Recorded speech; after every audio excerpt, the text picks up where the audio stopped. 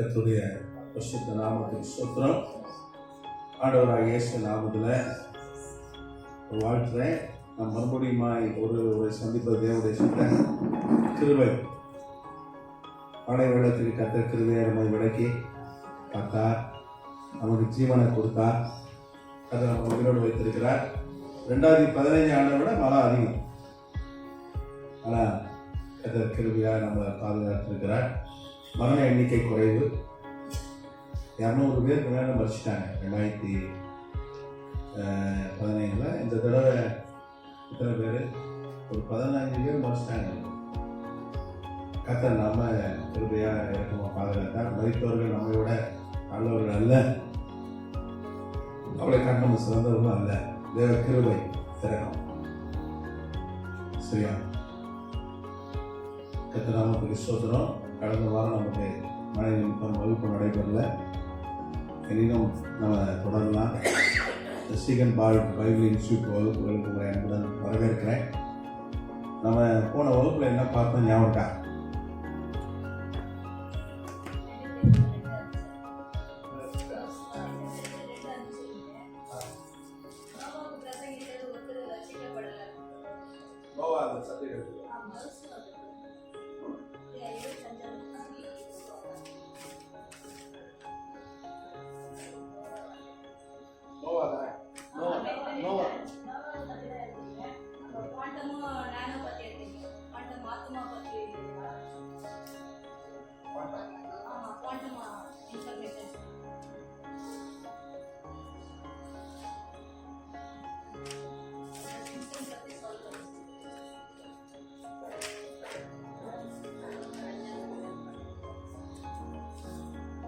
ராட்சதர்கள் பூமியில எப்படி தோன்றினார்கள் அதை பார்த்தோமா? அதனுடைய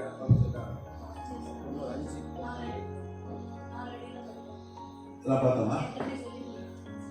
சரி, பார்த்துட்டோம் பார்த்துட்டோம்ல. போனோம் பார்த்துட்டோம். சரி, நோவுடைய பேழை எங்கே ஒதுங்கிச்சுன்னு பார்த்தோமா? எல்லாம் பார்த்தோமா? இல்லை, பார்க்கலையா?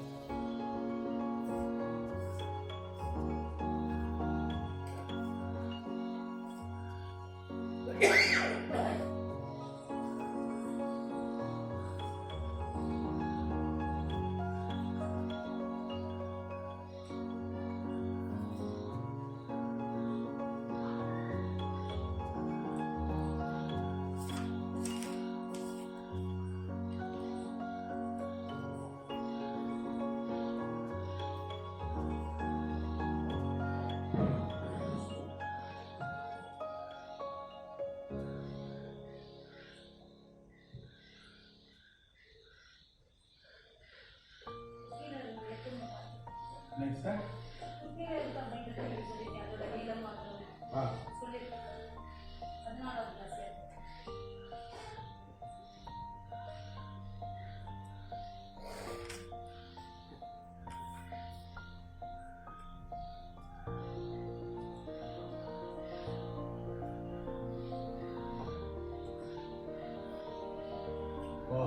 நோவா அதுக்கு வெள்ளை குறித்து பார்த்தோம். ஒரு பேழை கடை சொன்னார். இதுதானே நோவா 100 வருஷம் பிரசங்கம் பண்ணா. என்ன பிரசங்கம் பண்ணா? எல்லாரும் ஒரு பேழையை கட்டி அதுக்குள்ள போயிருங்க. கர்த்தர் என்ன பண்ண போறார்? மழை கட்டாயம் வரும். தப்பித்து கொள்ளணும்னா பேழைக்குள்ள போகணும் அப்படின்னு சொல்லிதான் பிரசங்கம் பண்ணா. அப்படிதான் கர்த்தர் நோவாவையும் ஒரு பேழையை கட்ட சொல்லி இந்த பேழைக்குள்ள போனா 8 பேர் மாத்திரம். அவன் மனைவி, 3 பிள்ளைகள், 3 மருமக்கமா எல்லாரும் காக்கப்பட்டாருன்னு சொல்லி பார்க்கணும். நீங்க பாத்தீங்கன்னா ஆதியாகமம் 1ஆம் அதிகாரத்துல 8ஆம் அதிகாரம்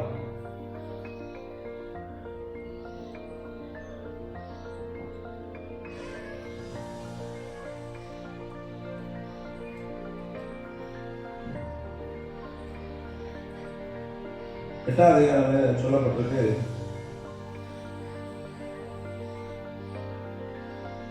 4ஆம் வசனம்.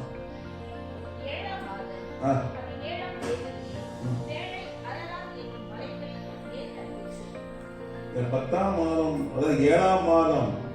எவ்வளவு அழகா போகுது. 7ஆம் மாதம். அதுக்கப்புறம்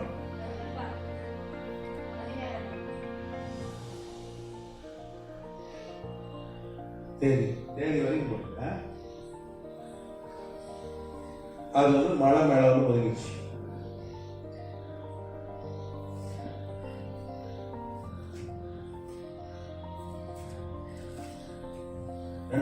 வருஷம் 7ஆம் மாதம் 17ஆம் தேதி வேலை வந்து எங்க வந்துச்சு?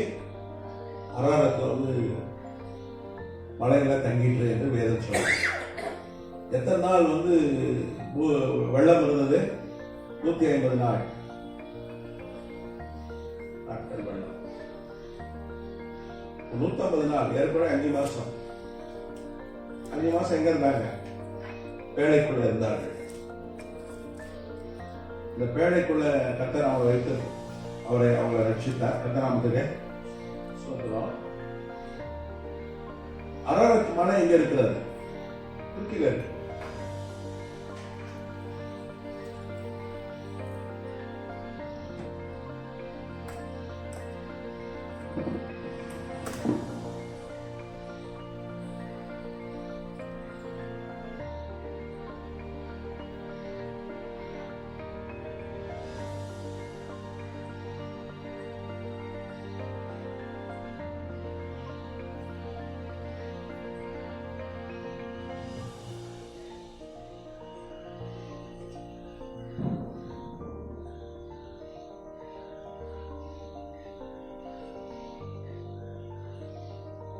இங்கதான் கரை வந்துச்சு. கிராமத்துக்கு சொத்துறோம். இந்த பேழை வந்து கரை ஒரு பேழை ஏறக்குறைய 4500 வருஷம் கழிச்சு கண்டுபிடிச்சிருக்காங்க. எப்ப கண்டுபிடிச்சாங்கன்னா மே 19ஆம் தேதி 1948. நீங்க பாத்தீங்கன்னா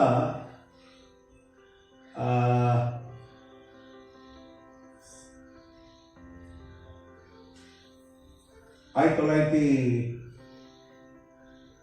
மே 19 ஆடு மேய்க்கிறோம் பேர் வந்து நம்ம எல்லாம் நடத்துறோமா? நடத்துறீங்க. மற்றவங்க அன்னைக்கு கிளாஸ்க்கு வரல இல்ல. சரி, அவங்களுக்கு நடத்திடுவோமா? அவங்களுக்கு அதுதான் புரியும். இதை முடிச்சுலாம். 1940 குர்திசீன மெய்ப்பர் ஆடு மேய்க்கிறோம் பேர் ரஷீத் சரிகான். ரஷீத்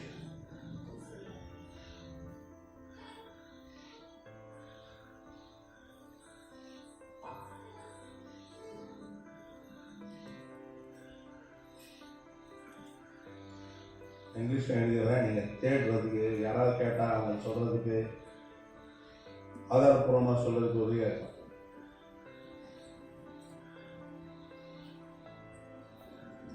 நீங்க பாத்தீங்கன்னா ஒரு சரியான ஒரு 3 நாள் புயல் மழை, ஒரு 3 நாள் கடுமையான மழை. அதுக்கப்புறம் பாத்தீங்கன்னா ஒரு பூமி அதிர்ச்சி வேற ஏற்பட்டிருக்கு அந்த காலகட்டத்தில். 1948 மே 14 நல்ல மழை காற்று. அதனால மெய்ப்பர்கள் யாரும் ஆடு மேய்க்க போல. பொதுவா வந்து அரராத் மலை மேல ஆடு மேய்ப்பார்கள். நீங்க பாத்தீங்கன்னா மோசே கூட எங்க போய் ஆடு மேய்ச்சான்? மலைகள்ல ஆடு மேய்க்கிறது வழக்கம். அது வந்து மலைப்பாங்கான பகுதி. சரியான மழை, நிறைய மழை பெஞ்சு அதுக்கப்புறம் வந்து 3 தடவை பூமி அதிர்ச்சி ஏற்பட்டது. 1948 இந்த மே மாதம், இந்த 19 முன்னாடி 3 தடவை பூமி அதிர்ச்சி, சரியான பூமி அதிர்ச்சி ஏற்பட்டு கொஞ்ச காலம் வந்து சில நாட்கள் மழை நிமித்தம் பூமி அதிர்ச்சி ஏற்பட்ட நிமித்தம் மேய்ப்பர்கள் அங்கே போல 19 தான் போறாங்க. அதுவும் ஒருத்தர் தான் போறான், மற்ற யாரும் போல. அவன் பேர் ரஷீத் சரிஹான். வழக்கமாக ஆடு மேய்க்கிறதுல ஒரு போட் இருக்கு, பெரிய கப்பல். அது மாதிரி இல்லை. அது மாதிரி ஏன் இல்லை? பூமி அதிர்ச்சி ஏற்பட்டு பூமி அந்த பாறைக்கு இடுக்குல இருந்து மேலே வந்திருக்கு. பூமி அதிர்ச்சி ஏற்பட்டது நிமித்தம் அது மாதிரி இந்த பாறைகளுக்குள்ளே கடந்திருக்கு. இந்த பூமி அதிர்ச்சி ஏற்பட்டதுனால இந்த படகு என்ன பண்ணிருக்கு, பேடை வெளிப்பட்டிருக்கு. உடனே அவன் என்ன பண்றான், அரசாங்கத்துக்கு சொல்றான். அப்போ வந்து அரசாங்கம் என்ன பண்ணுது, துருக்கி அரசாங்கம் அவர்கள் வந்து உடனே வராங்க. வந்து பார்த்தா அங்கே ஒரு போட் இருக்கிறது. மலை மேலே போட்டா ஒரு ஆச்சரியம். மலை மேலே போட் இருக்கிறது பெரிய ஆச்சரியம். அதனால என்ன பண்றாங்க, அவங்க ஆய்வு செய்தார்கள். கர்த்தருக்கு ஸ்தோத்திரம். அதை ஆய்வு செய்து அது என்ன மரத்தில் செய்யப்பட்டிருந்தது, கோப்பேர். ஆனால் கோப்பேர் மரத்தில் தானே செய்ய சொன்னாங்க. அது ஆதியாகமம் 6ஆம் அதிகாரம் வாசிங்கன்னா தெளிவா இருக்கும்.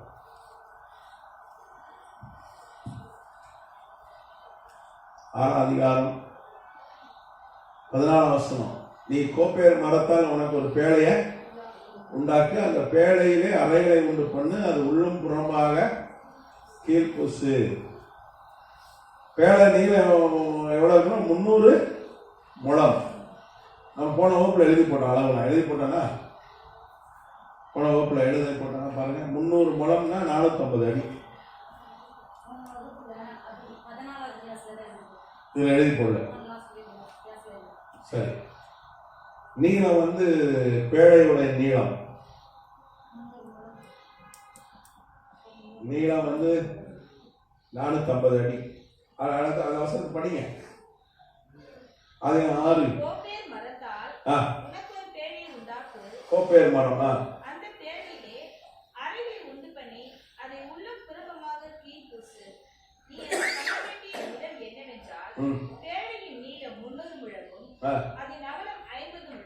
அகலம் வந்து எவ்வளோ, 50 முழம்னா 75 அடி. ஒரு முழம்ன்றது 1.5 அடி. உயரம் எவ்வளோ இருக்குமா, 30 அப்படியே 45 அடி.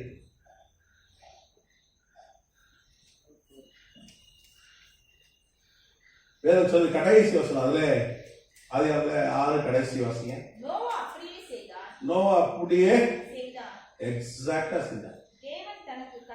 ஒரு அடியோ, ஒரு அரை அடியோ, ஒரு இன்ச்சோ, ஒரு 1/4 அங்கலமோ, 1 அங்கலமோ, 1 மில்லிமீட்டரோ அதிகம் வைக்கல, அப்படியே செய்தார். நீங்க அதோட நீங்க என்ன, நோவா அப்படியே செஞ்சானா.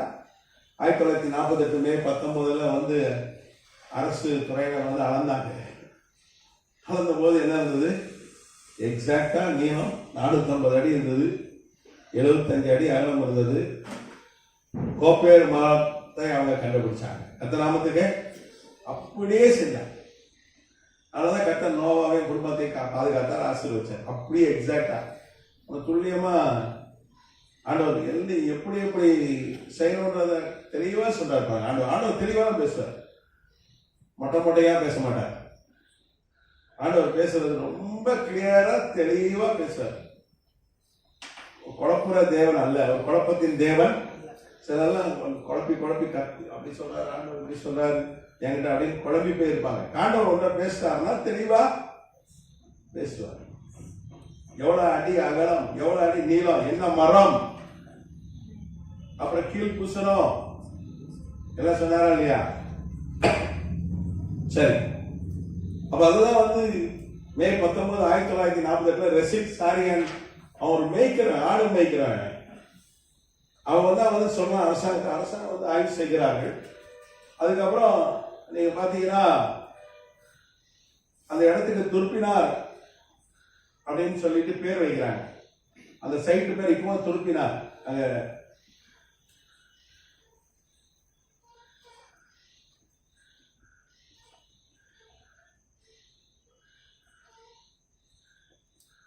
இடம் பேர் துருப்பினார். நீங்கள் துருக்கி போனீங்கன்னா துருப்பினார் அரவத் மலை துருப்பினார் போனீங்கன்னா கொண்டு விட்டுருவோம். அதுக்கு பேர் இப்போ ஏன்னா அந்த துருப்பினார் என்கிற அதிகாரி அவர் தலைமையில தான் ஆய்வு செய்தார்கள். அவர் தான் வந்து அந்த காலத்தில் 1940 இருக்கிறவரை வச்சு ஆய்வு செய்தார்கள். ஆனால் ரொம்ப ரொம்ப அதிகமாக அவங்களால ஒன்றும் செய்ய முடியல.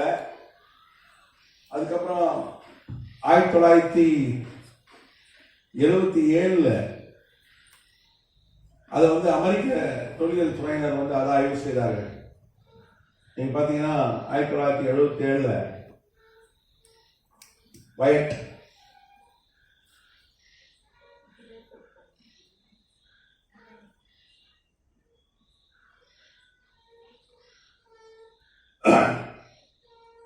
அமெரிக்கா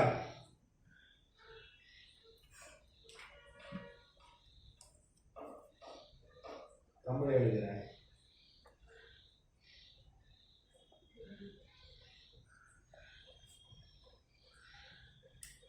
அதுக்கப்புறம் ஜேம்ஸ் இர்விங், அப்புறம் ஜான் மோரிஸ் இவங்கெல்லாம் சேர்ந்து ஆய்வு செய்தார்கள். ஜான் வயர், ஜேம்ஸ் இதெல்லாம் அமெரிக்கர்கள். இவங்களாம் ஏன் ஆங்கிலத்தில் எழுதுனாங்க, யாராவது கேட்டீங்கன்னா நீங்கள் ஆதாரம் கொடுக்கலாம், அவங்களே தேடிக்கலாம். ஏன்னா எல்லாமே சமூக இன்டர்நெட்டில் இருக்கு. ஜேம்ஸ் இர்வின், அப்புறம் ஜான் டி மோரிஸ்.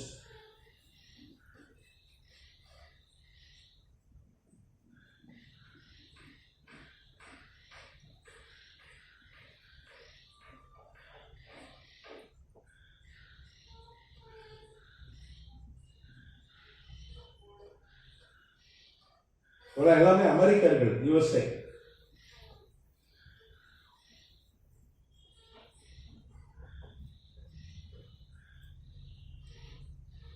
அவர்கள் வந்து ஆய்வு செய்து இது நோவாவுடைய பேழை தான், இதுக்கு வந்து வயது பார்த்தீங்கன்னா 4500 வருஷம் அப்படின்னு சொல்லி இந்த ஆய்வுலாம் செய்து என்ன பண்ணாங்க, அவங்க நோவா காலத்து பேழை என்று நிரூபித்தார்கள். அதோட நிக்கல, தொடர்ந்து விஞ்ஞானிகள் வந்து ஆய்வு செய்து கொண்டே அழிச்சிடலாமா? போட்டோ எடுக்கிறீங்களா?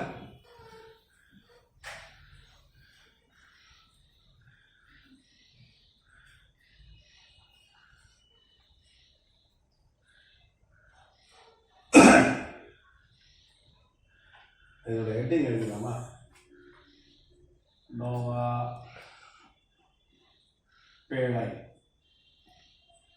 Noah's arc.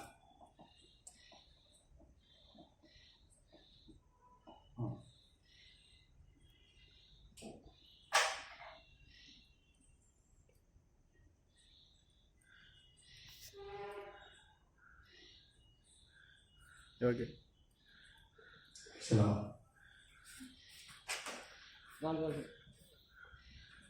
வந்து இவ்வளவு சூரிய ஒளி வராது. ஏன்னா அங்க ஒரு வானத்துல ஒரு தண்ணீர் திரை இருந்தது, வாட்டர் கெனப்பி என்ற விஞ்ஞானிகள் சொல்றாங்க. அப்ப இந்த வெள்ளம் வந்த பொழுது 40 நாள் மழை பெய்ய அதெல்லாம் எல்லாம் வந்து கொட்டிருச்சு. ஆனா ஒரு காலத்து நிலம் அதிகமா இருந்தது, கடல் கம்மியா இருந்தது. இன்னைக்கு கடல் அதிகமாயிட்டு நிலம் வந்து 3 2 பகுதி கடலும் 1 பகுதி நிலமா தான் இருக்கு. இன்னைக்கு கடல் தான் பெருசு. நான் அன்றைக்கு அப்படியே இல்லை, கடல் குறைவா இருந்தது, நிலம்தான் எல்லாத்தையும் கடல் ஒரு பக்கமா இருந்தது. இன்னைக்கு மாதிரி ஏரோப்ளேன்ல தான் தாண்டி கப்பலாம் போகணுன்ற அந்த மாதிரி ஒரு அவசியம் அன்னைக்கு இல்லவே இல்லை. மழை யாரும் ஒத்துக்கல. இப்போ சுனாமினா யாராவது 2004 சுனாமி பார்க்குற வரைக்கும் நம்ம யாரும் படித்தவங்க கூட ஒத்துக்க மாட்டோம். அதுலேயே சுனாமி வந்தெல்லாம் அவங்க ஞாபகம் இருக்குமா? டிசம்பர் தான் நிறைய அழிவுலாம் வருதுன்னு. 2015 வெள்ளம், இப்போ 2023 டிசம்பர் மாதம். ஆமாம், அதுக்கப்புறம் 2004 டிசம்பரில் பெரிய சுனாமி. அதெல்லாம் ஒவ்வொரு வருஷம் மாச கடைசியில் ஆண்டவர் கணக்கு பிடிப்பார், ஒரு கணக்கு தீக்கிறார். சரி, இன்னும் ஒரு நாள் மழை பெய்யுதுன்னா எல்லாமே காலி இருக்கும் டோட்டலா. நிறுத்தி விட்டாரு, அந்த ஆந்திராவுக்கு அனுப்பிச்சு விட்டாரு அந்த புயல் யாரும் நம்மளை தாக்கல, ஒரு லைட்டா டச் பண்ணி வச்சு இந்த வால் வச்சு கட்டவும் பார்த்தீங்கன்னா மாடு சண்டை அந்த மாதிரி மாலால அடிச்சு போச்சு போயில. அதுக்கே ஒரு சிறு வாழ்பகுதி தான், ஒரு சிறு பகுதி தான் இங்க கிடக்கல. வச்சு செஞ்சது 10 கிலோமீட்டர் தான் ஸ்லோவா தான் நகர்ந்து, வேகமா போயிடல. உள்ள 2 நாள் அடி குழந்துருச்சு மழை. மழை பிசாசாக வர வைக்க முடியவே, ஏன்னா அவனுக்கு வானத்துக்கும் அதிகம், பூமிக்கு தான் அதிகம். இந்த பூமி கீழே இருக்கிறது எல்லாம் வந்து அவன் கண்ட்ரோல் பண்ணுவான். ஆனா வானத்துக்கு அவனுக்கு அதிகாரம் இல்லவே இல்லை. காற்று அவனால வந்து செய்ய முடியாது, அவனால மழை பெய்ய முடியாது, மின்னல் இடி அதெல்லாம் அவனால ஒன்றும் செய்ய முடியாது. ஆண்டவர் தான் திட்டம், அவருடைய திட்டம் தான் மழை அடிச்சது, அவருடைய திட்டம் தான். அது போட்டு உயரமாக தான் செம்ம வந்து உயரமாக போய் சரிக்கிறேன். என்னைக்கு நைட்லாம் வந்துச்சு, அன்னைக்கே வேலைதான் போயிடுச்சு. ஒரு காலத்தில் வேலைதான் போயிட்டா பொருளாதாரம் வளர்ந்துருக்கு, லேண்ட் விலை இருக்கு, பெரிய பெரிய கட்டணம் வந்திருக்கு. ஆனால் பாவம் பெருகிவிட்டேன். கலாச்சாரம் வெள்ளைக்காரன் கலாச்சாரம் இருந்துச்சு. இதெல்லாம் புது புது கலாச்சாரம் நம்ம பயமாக வந்து நமக்கே தெரிய மாட்டேங்குது என்ன நடக்கும். நம்ம நினைச்சிருக்கோம் இந்த பகுதி பாரியா 40 மாடி வரைக்கும் கட்டணம் இருக்கியான்னு பெருமையா பேசிட்டு இருக்கோம். ஆனா பாவம் 40 மாடி தாண்டி போயிடுச்சு, வசந்தே போகுது. சென்னையுடைய பப்பு எங்க பார்த்தா இரவு சனிக்கிழமை இரவு இங்க நிறைய பப்பு இருக்கிறது ரொம்ப மோசமாயிடுச்சு நிலைமை. அதான் வந்து பயமாக தான் பெரிய அடி. ஹெலிகாப்டர்ல சாப்பாடு போட்டாங்க பார்த்தீங்கன்னா, எங்க போட்டாங்க? இந்த பகுதி தான் கலைச்சேரி வயநாடு. இங்கதான் சாப்பாடு எங்க போடப்பட்டது? ஹெலிகாப்டர் மூலமா. மோசமான நிலைமை. சரி, இவங்க வரக்கூடாதுன்னு ஜெபம் பண்ணுவோம். அடுத்து ஒரு புயல் பாதிப்பே ரொம்ப கஷ்டப்பட்டோம் படுறோம்ல நம்ம. ஆமா, கீழ் வீட்டுக்காரங்க எத்தனை பேர் காரை வந்து காணாம போயிடுச்சு, நிறைய பேர் கார். ஆமா, தண்ணிக்குள்ள போயிடுச்சு. தெரிஞ்ச ஒரு பாஸ்டர் காரை எடுத்துட்டாங்க. ஆமா, எவ்வளவு செலவு தெரியுமா? நிறைய பேர்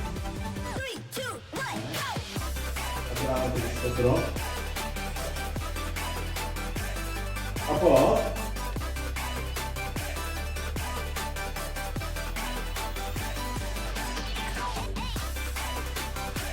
1985 திருப்பி வராங்க.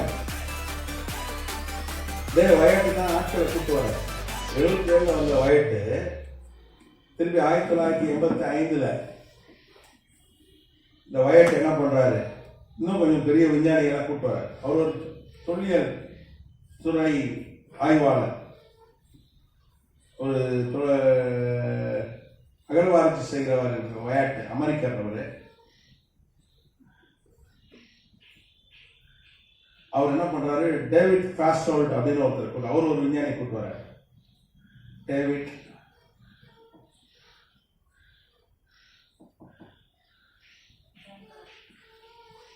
ஃபாஸ்டோல்ட்.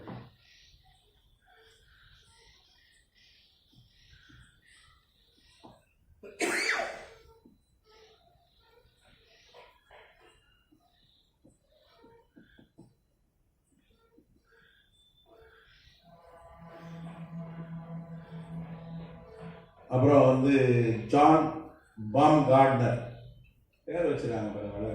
ஜான் ஈஸியா சொல்ல முடியுது. பாம் கார்ட்னர், தோட்டக்காரன். கார்ட்னர் தான் தோட்டக்காரன் இருக்கும்.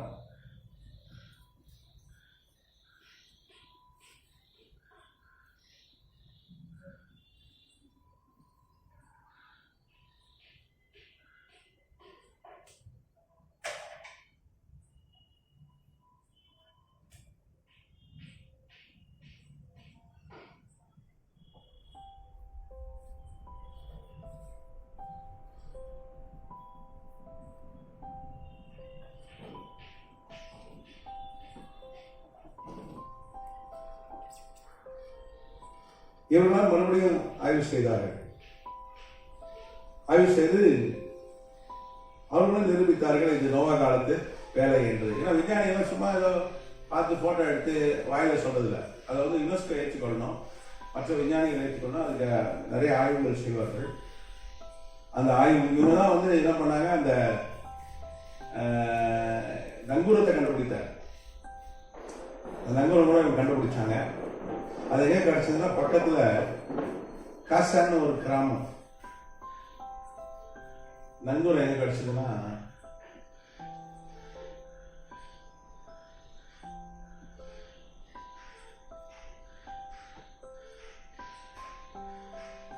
காசான்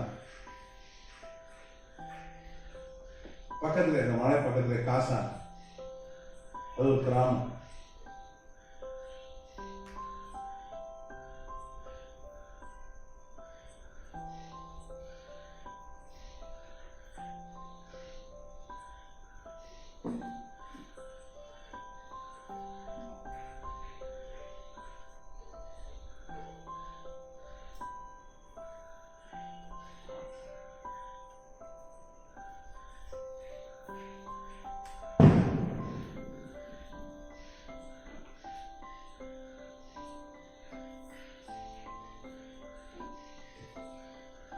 இது வந்து இங்க கண்டுபிடித்தார்கள். அப்போ வந்து இவங்க அந்த காசன் வந்து ஆஸ்திரேலியாக்காரன்,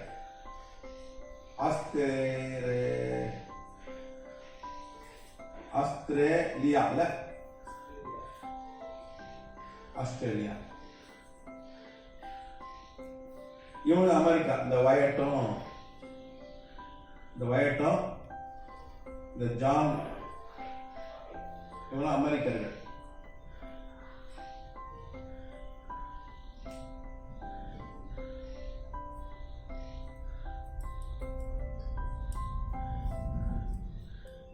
ஆயிரத்தி 1997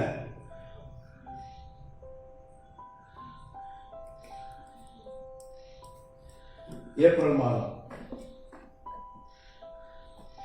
இந்த பாஸ்வேர்ட் மேல கேஸ் போடுறாங்க ஆஸ்திரேலியால. யார் வேணா கேஸ் போடலாம், தெரியுமா உங்களுக்கு? நம்ம சிலருக்கு தான் நம்ம தமிழ்நாட்டில் அவன் போடுறது கேஸ் போடுற வேலையாக தான் இருக்கும். அங்கே ஒருத்தர் இருந்திருக்கான், இந்த மாதிரி அவன் வந்து பாஸ்வேர்டு டேவிட் பாஸ்வேர்டு வந்து இந்த விஞ்ஞானி என்ன பண்ணுறாரு, நான் போய் நோவா பேழையை வந்து கண்டுபிடிச்சிட்டோன்னு சொல்கிறாரு, அதை நாங்கள் ஏற்றுக்க முடியாது, அவர் போய் சொல்கிறாரு அப்படின்னு சொல்லி என்ன பண்ணுறான், கோர்ட்டில் போய் ஃபஸ்ட்டு கம்ப்ளைண்ட் கொடுத்துருப்பான். போலீஸ் அவன் தோற்றுடுறேன், போயா இருக்கிற வேலையை பார்க்க முடியல, எங்களுக்கு 1000 வேலை இருக்கு, வந்துட்டான் எங்கேயோ நோவா பேழையை காணணும், வந்துட்டான் போயான அடிச்சு வந்துருப்பாங்க. அதனால் போலீஸ்காரங்க கேஸ் எடுக்க மாட்டேங்கிறாங்க, இவர் ஆனர் அப்படின்னு சொல்லி ஒருத்தன் கோர்ட்டுக்கு போயிட்டேன். ஒரு பாஸ்வேர்டை கோர்ட்டு கேஸ் எடுத்துக்கிறாங்க. ஆஸ்திரேலியாக்காரன் இதை வச்சு ஏதோ நம்ம மோசடி பண்ணுகிறாங்கன்னா கோர்ட்டில் வந்து பாஸ்வேர்டு எல்லாத்தையும் நிரூபித்தார். கோர்ட்டு தீர்ப்பு கொடுத்துச்சு, துருக்கியில் அராக் மலையில் இருக்கிற பேழை யாருடையது, நோவாவுடையது. கோர்ட்டே என்ன பண்ணுச்சு, ஆஸ்திரேலியா கோர்ட்டே அதுக்கு வந்து தீர்ப்பு கொடுத்துருக்கு.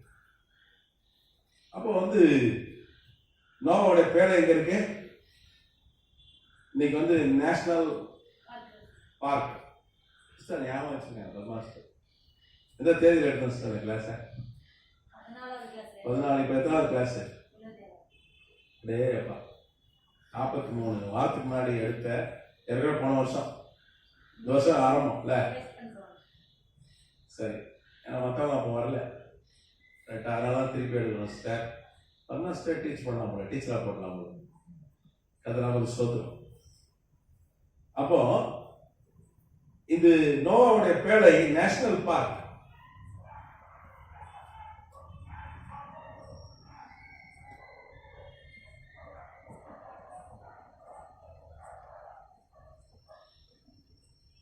இது எங்க இருக்கு? துருக்கியில இருக்கு.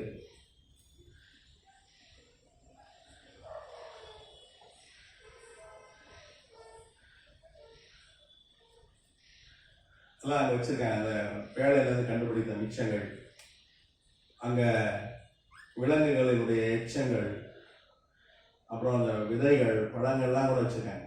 அந்த நோவா பேழை இருந்து எடுத்து அதை உள்ள சொன்ன இருந்து எடுத்து பார்ப்பாங்க விஞ்ஞானி, எல்லாம் வச்சிருக்காங்க. அப்போ நோவாவுடைய பேழை உண்மைனா ஆண்டவர் உலகத்தை அழிச்சதும் உண்மைதான். ஏற்கனவே நம்ம ராட்சதர்களுடைய ஆதாரங்களை பார்த்தோம். இந்த ராட்சதர்களை அழிக்கிறதுக்கு தான் கர்த்தர் என்ன பண்ணார், நோவாவுடைய பேழையை ஒன்று பண்ணி எல்லாம் போக. பேழை 32 அடி மனிதன் நம்ம வாழ முடியுமா? சென்னையில் ஒரு 32 அடி உயரம் ஒரு மனுஷன் இருக்கானா? யாருமே வாழ முடியாது. அவன் சென்னை என்ன பண்ணிடுவான், அவன் 32 அடினா இதோட 3 மடங்கு மேல உயரம், அகலம் ஒரு 12-15 அடி அகலம் இருப்பான். அகலம் இவ்வளவு இருப்பான். யானை எப்படி தூக்குவான்? இப்படிதான் தூக்குவான் யானை. அப்போ அவங்ககிட்ட என்ன ஆகும், என்ன கதி ஆகும்? ஒருத்தன் அப்படி இருந்தா இன்னைக்கு பாராளுமன்றத்துக்குள்ள 2 பேர் டபக்குன்னு பூச்சி ஒரே விஷப்போக போட்டாங்க, நீங்க பார்த்துருப்பீங்க. அத்தனை பாதுகாப்பு இருந்துமே பாராளுமன்றம், நம்ம பாராளுமன்றம் தான் வந்து இந்தியாவுக்கே பாதுகாப்புக்கான எல்லா காரியம் செய்யற இடம். அங்கேயே அவங்களுக்கு எம்பிக்களுக்கே பாராளுமன்றத்திலே பாதுகாப்பு இல்லை. 2 பயிர்கள் உள்ள குதிச்சிட்டாங்க, அதுவும் ஃபுல்லா ஒரு புகை அடிச்சு விட்டாங்க. நல்ல வேலை யாருக்கும் ஒன்றும் ஆகலை.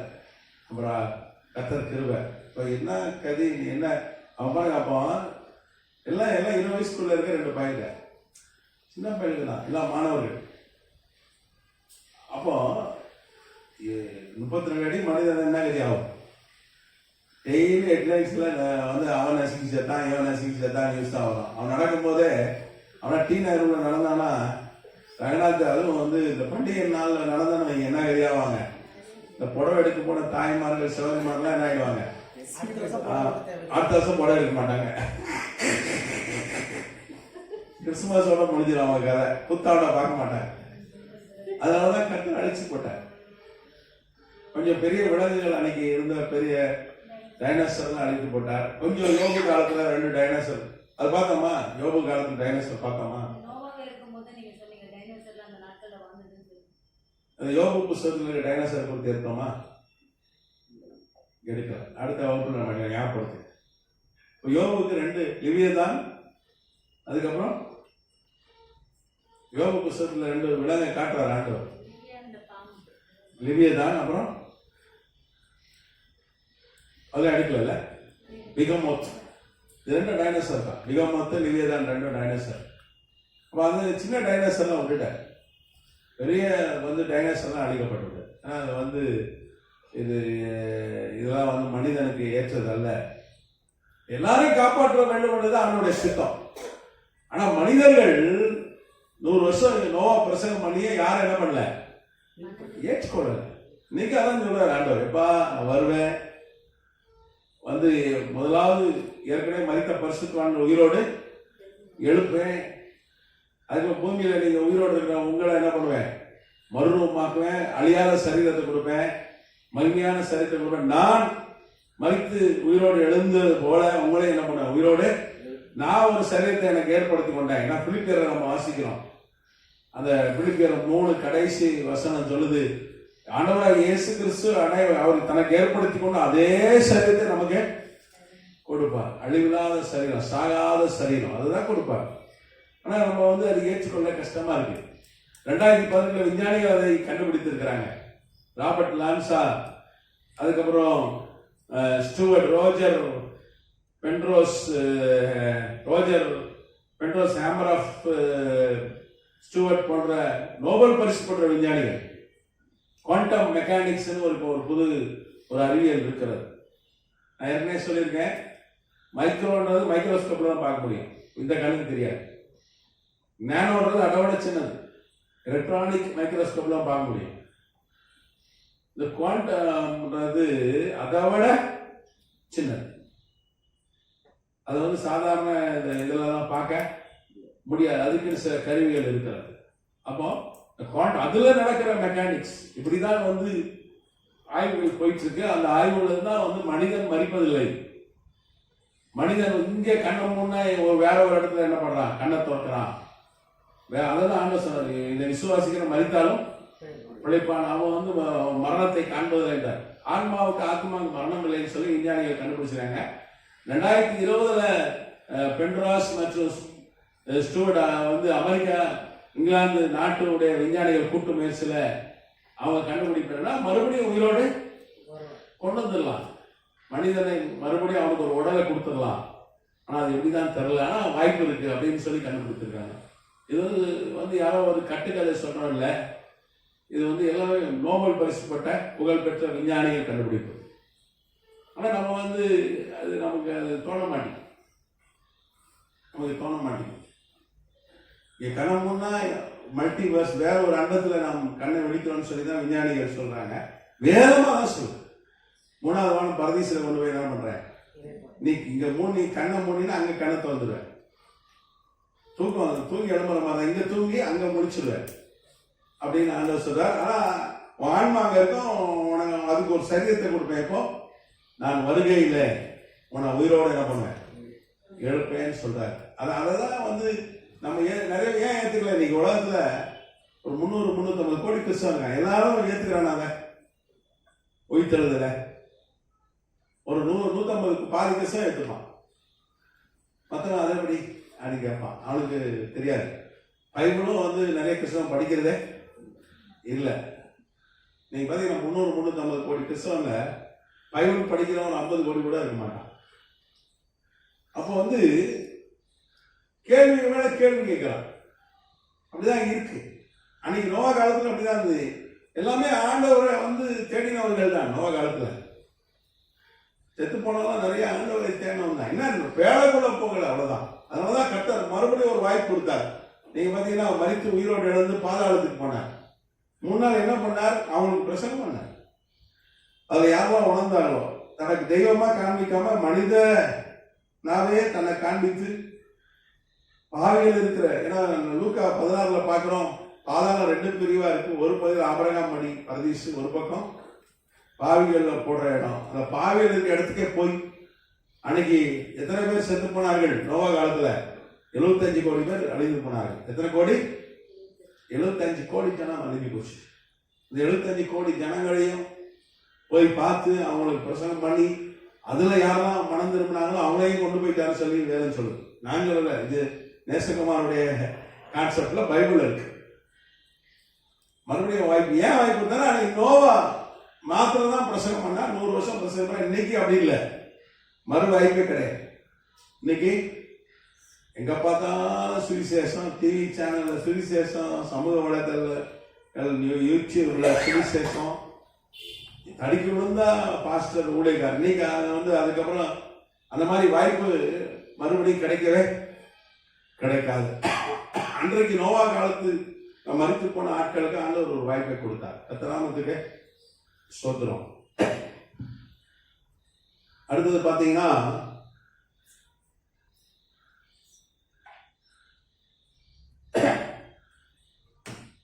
டைம்ஸ் ஆஃப் இந்தியான்னு ஒரு பத்திரிகை நம்ம இந்தியாவில் வெளியாகுது. Times of India.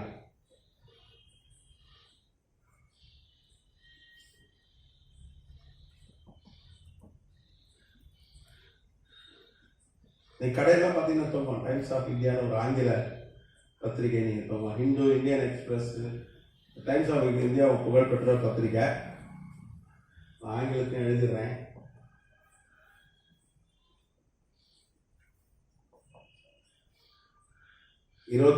தேதி டேட் கூட போட்டுறேன், பத்திரிகை டேட் 6ஆம் மாதம் 2018 வருஷம். ஒரு செய்தி. என்ன செய்தினா, இமயமலையில், இமயமலைன்றது எவ்வளோ உயரம்? 30,000 அடி உயரம். உலகத்திலே பெரிய மலை என்னது? இமயமலை. இமயமலைக்கிட்ட கடலே கிடையாது, அது தெரியுமா உங்களுக்கு? இமயமலைக்கு கடல் ரொம்ப தூரம். நம்ம இந்தியாவுக்கு வடக்கு பகுதியில் இருக்கிறது இமயமலை. கடல் எங்க இருக்கு? கிழக்கிலும் மேற்கிலும் இருக்கு, அப்படிதானே? வங்காள விரிகுடா, இந்த பக்கம் அரபிக்கடல், இந்த 2 கடல் தான் இருக்கு. இதுக்கும் இமயமலைக்கும் சம்மந்தமே இல்லை. நீங்க பாருங்க, மேப்பை பார்த்தாலே தெரியும் இமயமலை அவ்வளவு உயரத்தில் இருக்கு. ஆனா 2018 ஜூன் 29 இமயமலை மேல ஆயிரக்கணக்கான மீன் எலும்புகளை, பெரிய பெரிய மீன், திமிங்கலம் போன்ற பெரிய பெரிய மீனுடைய எலும்புகளை எடுத்தார்கள். அது 1-2 இல்ல, பல ஆயிரக்கணக்கான. உடனே எல்லாருக்கும் ஒரு ஆச்சரியம். உடனே விஞ்ஞானிகள் அங்கே போனாங்க. அது பார்த்தீங்கன்னா நம்ம இந்திய விஞ்ஞானிகள் சேர்ந்து, ஏன்னா இந்திய பக்கத்து பகுதி தானே, இந்திய விஞ்ஞானிகள் சேர்ந்து அதை ஆராய்ச்சி பண்ணாங்க. டாக்டர் பிலிப் ஜிஞ்சர், அமெரிக்கா இவரு.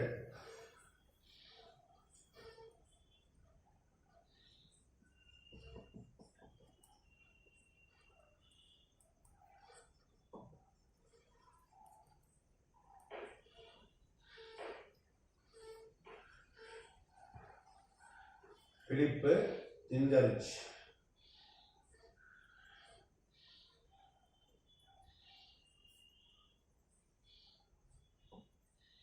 இவர் மாத்திரம் அமெரிக்கர், USA, அமெரிக்கா.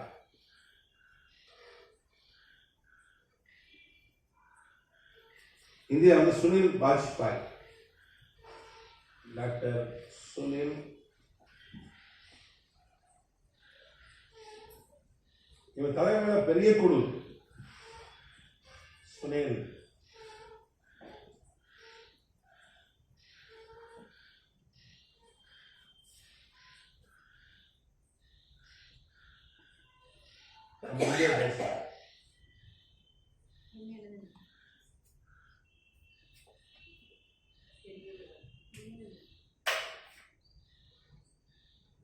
இது இந்தியா தெரியுதா? இந்தியா தெரியுதா?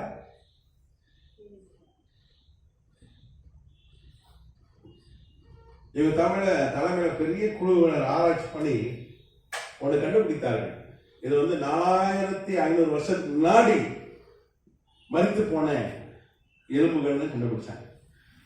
விஞ்ஞானிகள் நிறைய ஆய்வு செய்வாங்க. கண்டுபிடிச்சு இது எப்படின்னா, ஒரு காலத்துல மீன்கள்லாம் இங்க கூட்டமாக மேய்ந்திருக்கு. திடீர்னு தண்ணி வச்சுச்சு. தண்ணி ஊற்றினோட இந்த மீன்கள் என்னாச்சு? செத்து போச்சு. அதனாலதான் இந்த எலும்பு கூடுன்னு சொல்லி அன்னைக்கு அது வந்து அதை கண்டுபிடித்தாரு. அப்ப எப்போ இது நடந்தது? கரெக்டா வருஷமும் சொல்றாங்க, 4500 வருஷம் மேல.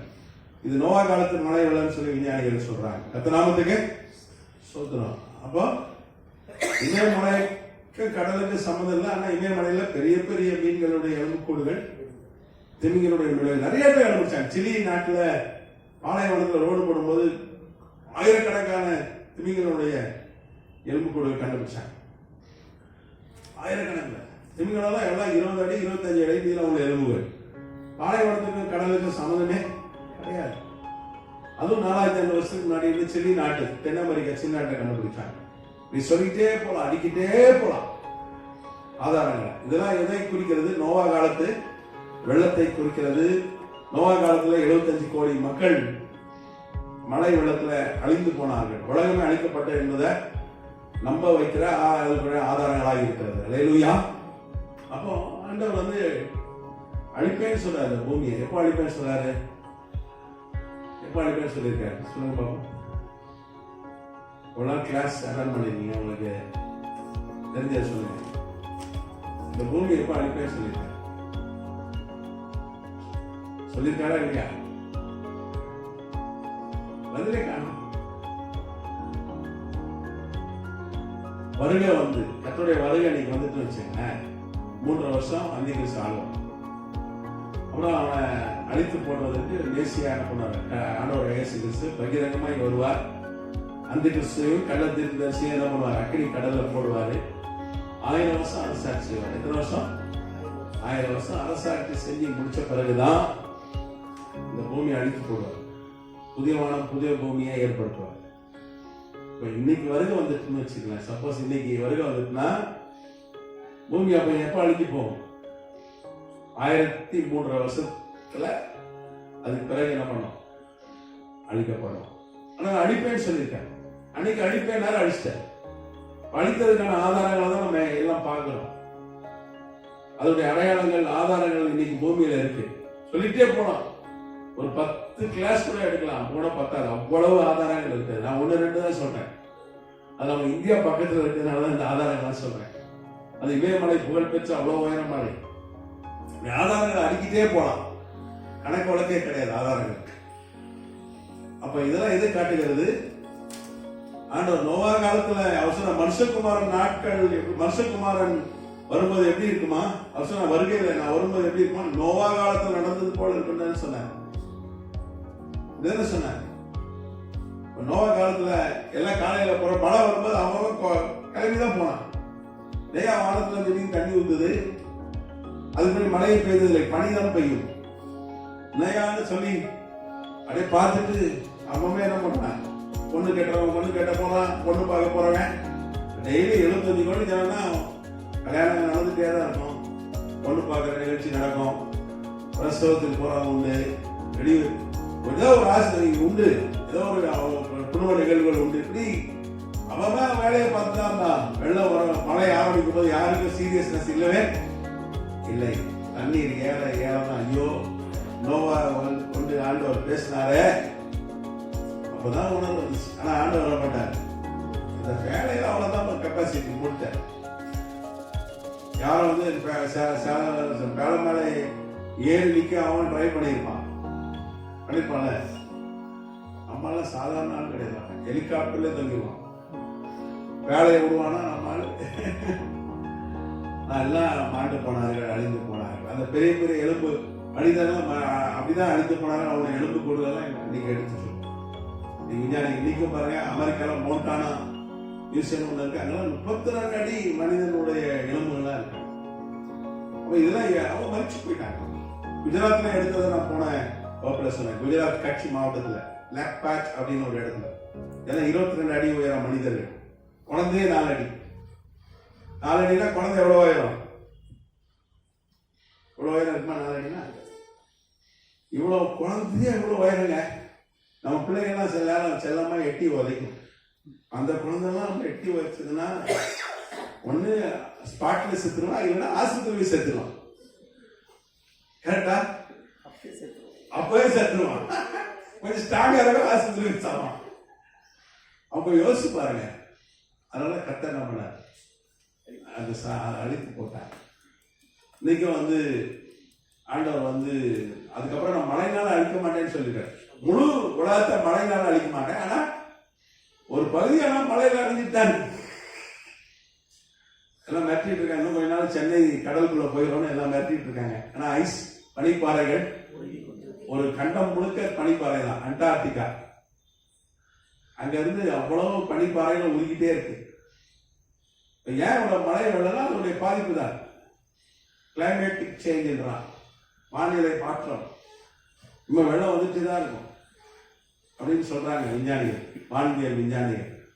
அதனால நம்ம ஜெபம் பண்ணி நம்ம என்ன பண்ணிக்கணும், பாதுகாத்துக்கணும். எல்லாம் வந்து ஒருத்தர் சொல்றாரு, எல்லாம் கார் வாங்குறப்ப ஒரு போட் வாங்கிக்கப்பா அப்படின்னு ஒருத்தர் சொல்றாரு டிவி. அவர் தான் சொன்னாரா? ஒரு இசையமைப்பாளர் வந்து போட்டில் கூப்பிட்டு போறாங்க. அவர் வீடு ஃபுல்லா தண்ணி வந்துச்சு, அவரை போட்டில் கூப்பிட்டு போறாங்க. அவரு சொன்ன மாதிரி அவன் சொல்றான். அவர் தான் சொன்னாரா? எல்லாம் கார் வாங்குறப்ப எல்லாம் ஒரு போட்டை வாங்கி வச்சிருங்க. இன்னும் கொஞ்ச நாள் போட்டு வாங்க முடியல. அப்ப ஒரு போட்டு வாங்குற நிலைமை வந்துடக்கூடாது. நம்ம ஜெபம் பண்ணணும். அல்லேலூயா. காருகள்லாம் நிறைய கார்கள் வீணாயிடுச்சு. வாங்க பைக்ல மெக்கானிக் ஷாப்ல வந்து குவிது பாருங்க. தண்ணிக்குள்ள இப்ப இருக்கிற கார்லாம் வந்து தண்ணிக்குள்ள போயிட்டுனா ரொம்ப கஷ்டம்.